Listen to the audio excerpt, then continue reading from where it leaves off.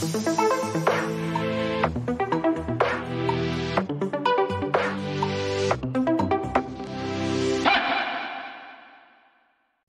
वालेकुम and hello to all students.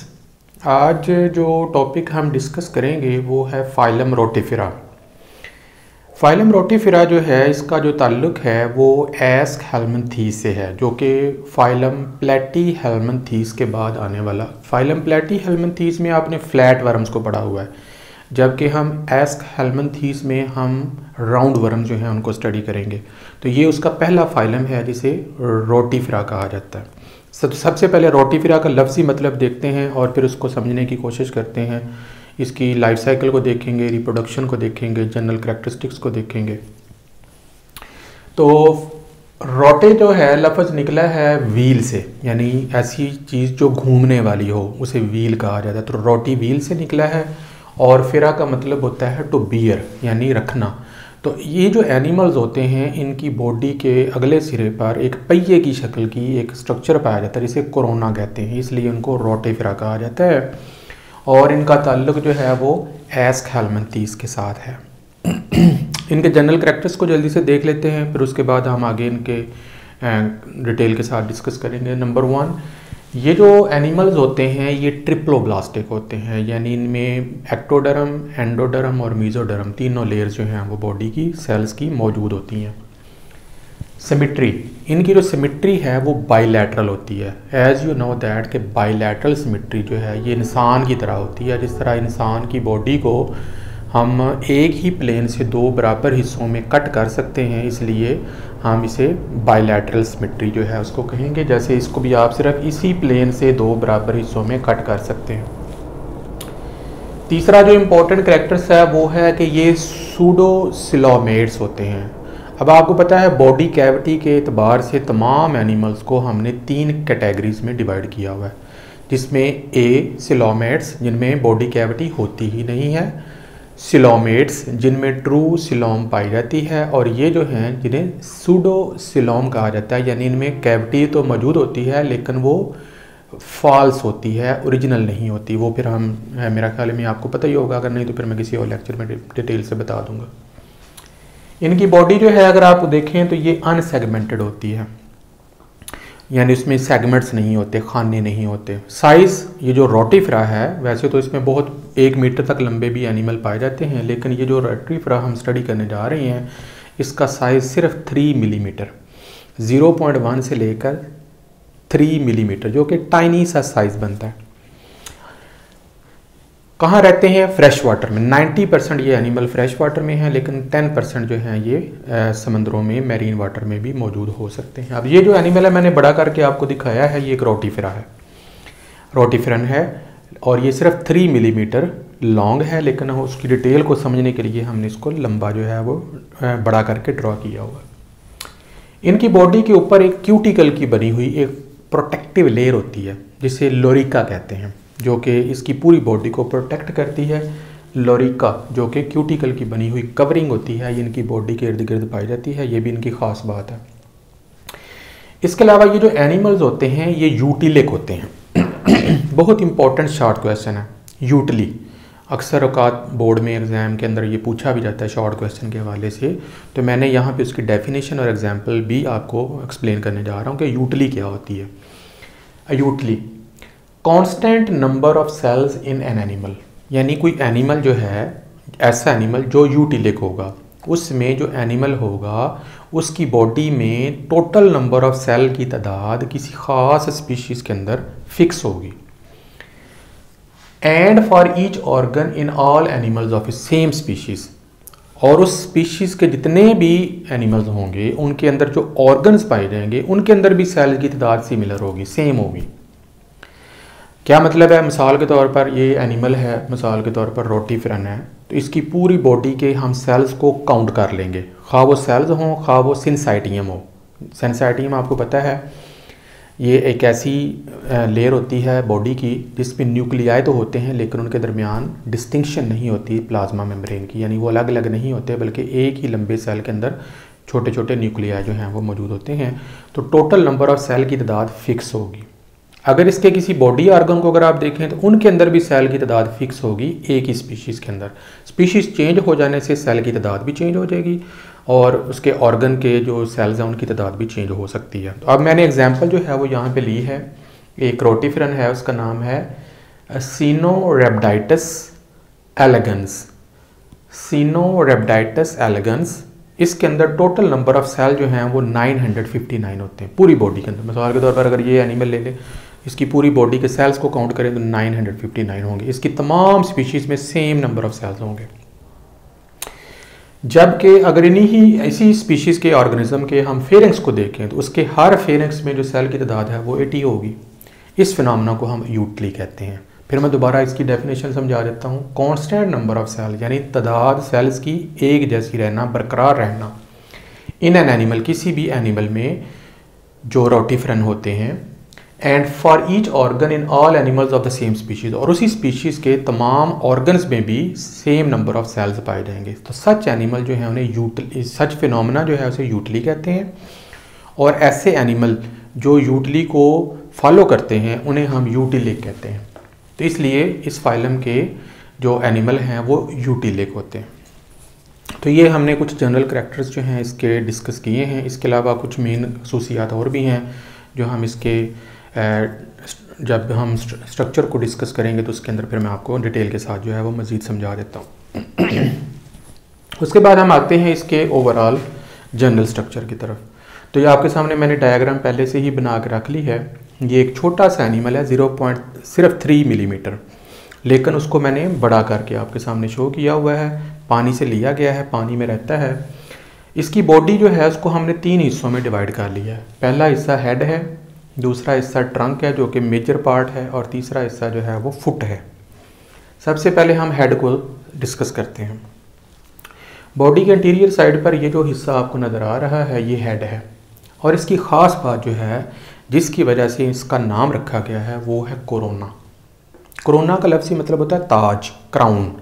तो इसके सर के ऊपर ऐसे जैसे ताज पड़ा हुआ है, और इस ताज के ऊपर सीलिया लगे होते हैं जो कंटिन्यूसली बीट करते हैं एक पहिए की तरह।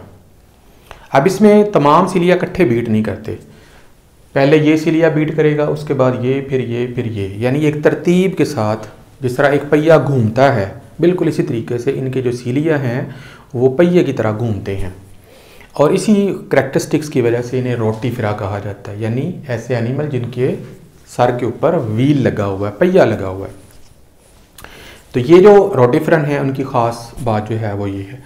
सीलिया का फंक्शन क्या है वो फिर हम अभी थोड़ी देर के बाद जो है वो डिस्कस करते हैं। तो यहाँ पर इसका हेड रीजन जो है वो ख़त्म हो जाता है। आगे फिर इसकी मेन बॉडी जो है वो ट्रंक शुरू हो जाता है।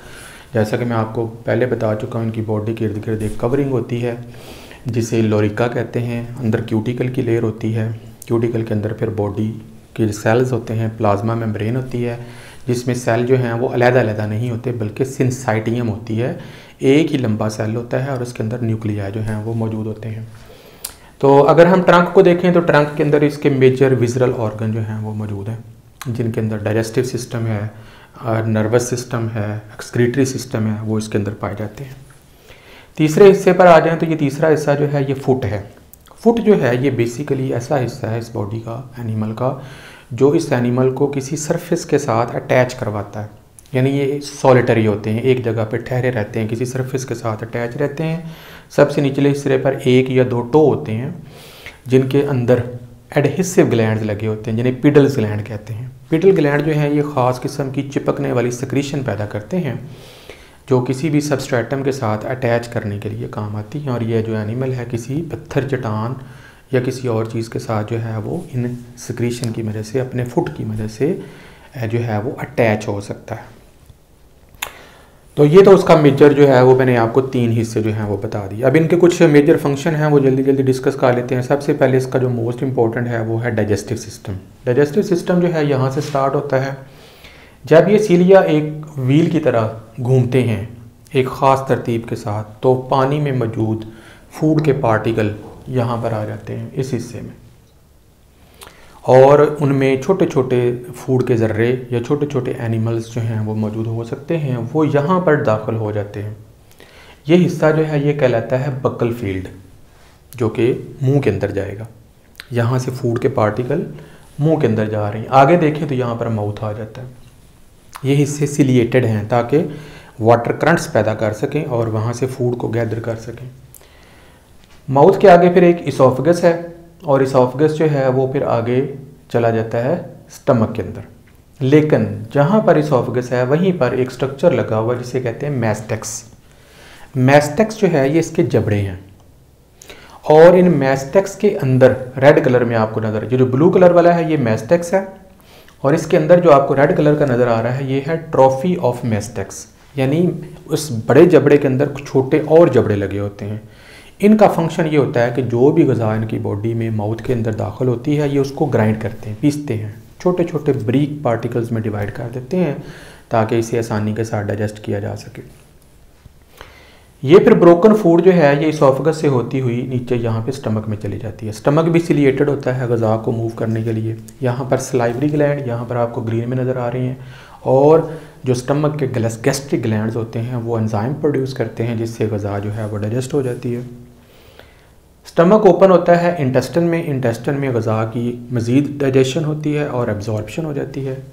अनडाइजेस्टेड मटीरियल जो है वो इंटेस्टाइन से होता हुआ क्लोएकल ब्लैडर में आ जाता है और क्लोएकल ब्लैडर से एनस के ज़रिए जिस्म से बाहर निकल जाता है। तो बहुत सिंपल सा डाइजेस्टिव सिस्टम है, लेकिन पहली दफ़ा आपको बाकायदा एक डाइजेस्टिव सिस्टम जिसके मुख्तलिफ हिस्से हैं वो आपको एनिमल किंगडम में नज़र आने शुरू हो गए। पहले जो फाइलम थे उनमें ऐसी चीज़ें नहीं थी, इसलिए हम इसको एडवांस्ड फाइलम जो है वो कहते हैं, क्योंकि ये बाकी फाइलमों की निस्बत बेहतर तौर पर अपने ऑर्गन सिस्टम डिवेल्प कर रहा है। अगर हम इसके एक्सक्रीटरी सिस्टम को देखें तो वो प्रोटोनेफ्रिडियम के ऊपर मुश्तमिल है। बॉडी के सेंटर में फ्लेम बल्ब होते हैं जो कि बॉडी के जिस्म की सिलोम के अंदर से, जिसे सूडोसिलोम कहते हैं, वहाँ से वेस्ट मटेरियल को एक्सट्रैक्ट करते हैं। वहाँ से फिर एक लंबी डक्ट निकलती है जिसे प्रोटोनेफ्रिडियल ट्यूब कहते हैं। ये जो है ये ओपन होती है क्लोएकल ब्लैडर के अंदर और अपने वेस्ट मटेरियल जो है उसमें डाल देती है। वहाँ से एनस के ज़रिए वेस्ट मटेरियल बॉडी से बाहर निकल जाते हैं। एक प्रोटोनेफ्रिडियम इस तरफ है, एक प्रोटोनेफ्रिडियम इस तरफ है। उसके बाद हम बात करेंगे नर्वस सिस्टम की। इनकी बॉडी के अगले सिरे पर गैंग्लियन से बना हुआ एक ब्रेन है। इसके अलावा सेंस ऑर्गन्स हैं, ब्रिसल्स हैं जो मुख्तलिफ़ चीज़ों को सेंस कर सकते हैं और इसकी पूरी बॉडी के मैकेनिज़्म को जो है वो मेंटेन करते हैं। इसके अलावा इसकी बॉडी में कुछ ख़ास किस्म की, ख़ास तौर पर जो एग प्रोड्यूस करने वाली रोटिफर्स होते हैं उनकी बॉडी के अंदर ओवरीज पाई जाती हैं जो यहाँ पर आपको रेड कलर में नज़र आ रही हैं। ये जो ओवरीज हैं इनके उनको जर्मोवाइटलैरियम कहते हैं, जो कि ख़ास तौर पर यॉक बनाने में और एग को डेवलप करने में इस्तेमाल होती हैं। एग जो हैं उनको एनएस के ज़रिए ही ले कर दिया जाता है और फिर आगे नए जानदार जो हैं वो डेवलप हो जाते हैं। तो ये इसका ओवरऑल जो है मैंने आपको नर्वस सिस्टम, एक्सक्रीटरी सिस्टम और डाइजेस्टिव सिस्टम जो है ब्रीफली थोड़ा सा डिस्क्राइब कर दिया। लेकिन इस फाइलम का जो मोस्ट इम्पोर्टेंट इसका टॉपिक है वो इसका लाइफ साइकिल है। ख़ास तौर पर इसकी जो क्लास है उसे हम मोनोगोनोटन कहते हैं, उसका जो लाइफ साइकिल है जिसे रोटिफर का लाइफ साइकिल कहते हैं वो हम डिस्कस करने जा रहे हैं। तो आइए उसकी तरफ चलते हैं। तो मेरे पास ये मैंने आपके सामने एक लाइफ साइकिल बनाया हुआ है। ये मोनोगोनोट का लाइफ साइकिल है। इन्हें आमतौर पर हम रोटिफरन ही कहते हैं। इसकी 3 बेसिकली जो हैं वो आगे क्लासेस हैं और उनके अंदर फिर जो लाइफ साइकिल हैं वो वेरी करते हैं। तो वो बाकी चीज़ें जो हैं वो आप रीड कर लीजिएगा। मैंने सिर्फ एक क्लास का जो है वो आपको जो है वो डिस्क्राइब करना जो है वो बता दिया। आगाज़ करेंगे हम सर्दियों से। सर्दियाँ आई हैं, ठंड पड़ रही है, पानी जो है वो रुका हुआ है, बर्फ़ जो है वो पानी में जमी हुई है। उस पानी के अंदर अंडे पड़े होते हैं। किसके अंडे पड़े होते हैं? रोटिफरा के, एनिमल्स के। वो जो अंडे हैं उन्हें हम कहते हैं एमिक्टिक डिप्लॉयड रेस्टिंग एग्स। एमिक्टिक और मिक्टिक 2 टर्म्स इस्तेमाल होंगी जो बहुत कन्फ्यूजिंग है लेकिन बहुत आसान है। मैं अभी आपको डिटेल के साथ बताऊंगा तो आपको टोटली क्लियर हो जाएगा। 2 तरह के अंडे होते हैं, एमिक्टिक और मिक्टिक, दोनों का क्लैरिफिकेशन करेंगे। तो सबसे पहले बात याद रखिएगा, सर्दियों का मौसम है, ठहरा हुआ पानी है, बर्फ़ जमी हुई है, हालात कशीदा हैं। वहाँ पर इन एनिमल्स ने अंडे दिए हुए हैं और वो जो अंडे हैं वो डोरमेंट हैं, इंतज़ार कर रहे हैं अच्छे मौसम का ताकि वो हैच कर सकें, उनके ऊपर एक प्रोटेक्टिव शेल लगा हुआ है, पानी के अंदर महफूज पड़े हुए हैं, और सर्दियों के मौसम में वो हैच नहीं करेंगे, वो वेट कर रहे हैं मौसम का। किस मौसम का वेट कर रहे हैं? एनवायरनमेंटल स्टिमुलस का, कि मौसम बेहतर हो तो उन अंडों से बच्चे पैदा हों। जैसे ही स्प्रिंग रेन हो जाती है, मौसम बहार की बारिश होती है, इसका मतलब क्या हुआ कि फ्रेश वाटर लेक्स में आ गया, बर्फ़ ख़त्म हो चुकी है, टेम्परेचर नॉर्मलाइज होने वाला है। जैसे ही ये स्टिमुलस मिलता है, ये जो अंडे हैं ये हैच कर जाते हैं। जैसे ही अंडे हैच करते हैं तो उनके अंदर से छोटे छोटे एनिमल्स पैदा हो जाते हैं, वो पानी में रहना शुरू कर देते हैं, और ये आमतौर पर फीमेल होते हैं। इनको हम कहते हैं डिप्लॉयड, यानी इनमें क्रोमोसोम की तादाद डबल पूरी होती है, 2n होती है। ये फीमेल होते हैं और एमिक्टिक होते हैं, क्योंकि ये एमिक्टिक एग से बने हुए हैं। अब एमिक्टिक का क्या मतलब होता है? ए का मतलब होता है विदाउट, मिक्टिक कहते हैं ब्लेंड होना, मिक्सचर होना, यानी इनमें किसी दो तरह की चीज़ों का मिक्स नहीं हुआ, मिक्सचर नहीं बना हुआ, तो इनको हमने नाम दिया हुआ है। तो डिप्लॉयड फीमेल एमिक्टिक उन अंडों से पैदा हो जाएंगी। उतनी देर में क्या आ जाएगी? समर, मौसम गर्मा आ जाएगा। मौसम गर्मा में पानी गर्म हो जाता है, माहौल आइडियल हो जाता है, ये अपने आप को अडल्ट करते हैं, खाते हैं, पीते हैं, बड़े होते हैं। जब ये फीमेल रेडी हो जाती हैं, ये माइटोसिस करती हैं और अपनी ओवरी के अंदर, यहाँ पर देखें ये है जर्मोवाइटलेरियम, ओवरी के अंदर एग प्रोड्यूस करते हैं माइटोसिस के ज़रिए। और याद रखिएगा, माइटोसिस के ज़रिए जो अंडे बनेंगे वो भी डिप्लॉयड होंगे, क्रोमोसोम नंबर सेम रहेगा। डिप्लॉयड एग प्रोडक्शन, तो एमिक्टिक फीमेल जो है वो एमिक्टिक एग प्रोड्यूस करेगी, जो कि डिप्लॉयड होंगे। कब करेगी? गर्मियों के मौसम में। किस प्रोसेस के ज़रिए? माइटोसिस के ज़रिए। वो अंडे जो हैं वो हैच करेंगे और उनसे फिर दोबारा डिप्लॉयड फीमेल एमिक्टिक, जैसे ऊपर आपने पढ़ा है, वो ही पैदा होंगी। जैसे अंडे थे वैसे ही आगे उनके बच्चे पैदा हो गए। ये साइकिल चलता रहेगा।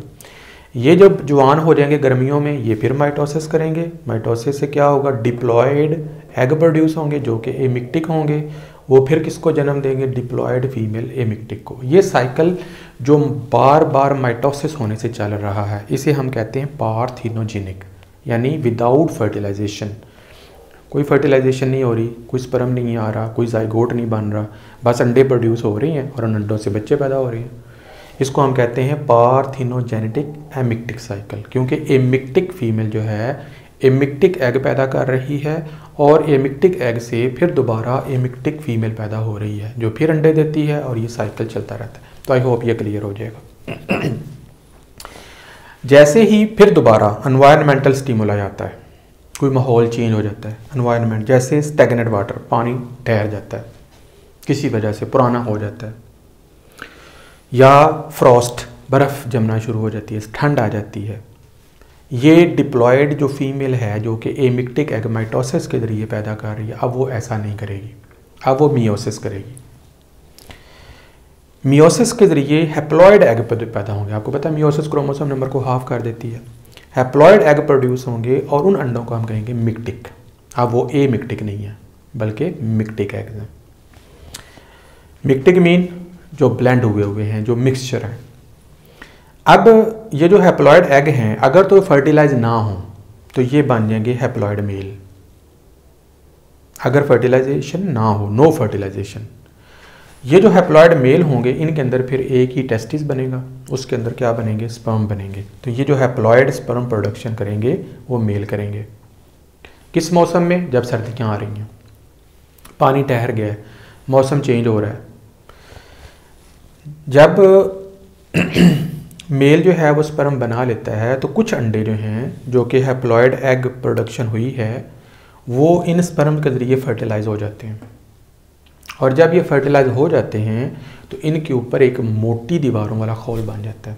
ये जो अंडे हैं जो आपने पहले पढ़े हैं, एमिक्टिक एग्स, और ये वाले जो अंडे बने हैं मिक्टिक एग्स, इनमें शेल जो है वो थिन होता है, बारीक होता है। लेकिन जैसे ही वो फर्टिलाइज हो जाता है तो अंडों के इर्द गिर्द एक मजबूत मोटा खोल बन जाता है, थिक वॉल्स वाला, और वो एग जो है वो डोरमेट हो जाता है, स्लीपिंग फॉर्म में चला जाता है, और वो एमिक्टिक डिप्लॉयड रेस्टिंग एग्स में तब्दील हो जाता है। क्योंकि एमिक्टिक में क्या हुआ, क्रोमोसोम नंबर डबल हो गया, स्पर्म और एग मिले हाफ हाफ, एन हैप्लॉइड ये है, हैप्लॉइड ये है, फर्टिलाइजेशन होगी, डिप्लॉइड हो गया। जैसे ही डिप्लॉइड होगा तो अंडा क्या होगा, एमिक्टिक। अगर वो हैप्लॉइड होगा तो अंडा क्या होगा, मिक्टिक। ये चीज़ें थोड़ी सी कंफ्यूजिंग है, लेकिन मेरा ख्याल है क्लियर हो जानी चाहिए। तो जैसे ही सर्दियाँ आएंगी दोबारा ये अंडे बन जाएंगे और फिर उन अंडों से मौसम बहार में फिर ये सिलसिला चल पड़ेगा और ये साइकिल जो है वो चलता रहता है और ये अपनी तादाद में तेज़ी के साथ जो है वो इजाफ़ा करते रहते हैं और पॉपुलेशन को बहुत ज़्यादा तेज़ी के साथ जो है वो बढ़ाते रहते हैं। तो आज के लेक्चर के लिए इतना। आई होप कि ये कॉन्सेप्ट आपको क्लियर हो गया होगा। तो अगर इन केस अगर कोई इशू हो आप मुझे ईमेल कर सकते हैं, व्हाट्सएप पे भी पूछ सकते हैं और कमेंट सेक्शन में भी आप कोई भी क्वेश्चन जो है वो पूछ सकते हैं। अगले लेक्चर तक के लिए इजाज़त दें। अल्लाह हाफ़िज़।